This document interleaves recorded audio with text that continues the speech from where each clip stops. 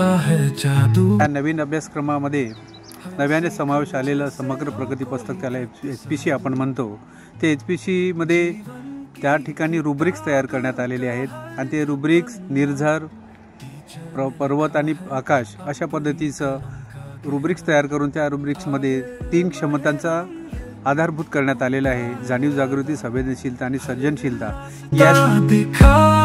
वो सच्चा वादा, टीचर ही वो जो हमें राह दिखाए, हर मुश्किल में हौसला दिलाए, गुरु की छाया। कला, कार्यानुभव, शारीरिक शिक्षण या विषयामध्ये व्यावसायिकतेची जोड देऊन जो म्हणजे फोकस केला गेला आहे ते मला खूप आवडले।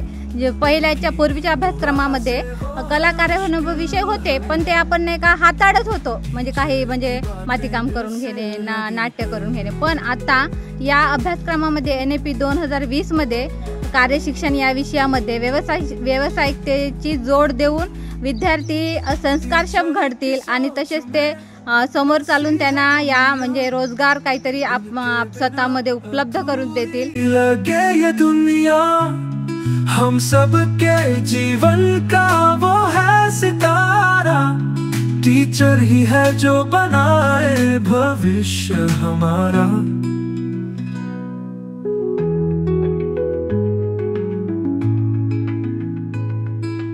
या नवीन अभ्यासक्रमामध्ये सुरुवातीचे 5 वर्ष हे अत्यंत महत्त्वाचे आहेत। त्या कालावधीमध्ये विद्यार्थ्यांचा शारीरिक, मानसिक व भावनिक विकास मोठ्या प्रमाणात होत असतो आणि म्हणून बालवाटिकेच्या कालावधीत कृतीयुक्त शिक्षण देणे गरजेचे आहे, ज्याचा फायदा 1ली व 2रीसाठी अधिक प्रभावीपणे व गुणवत्तायुक्त होईल।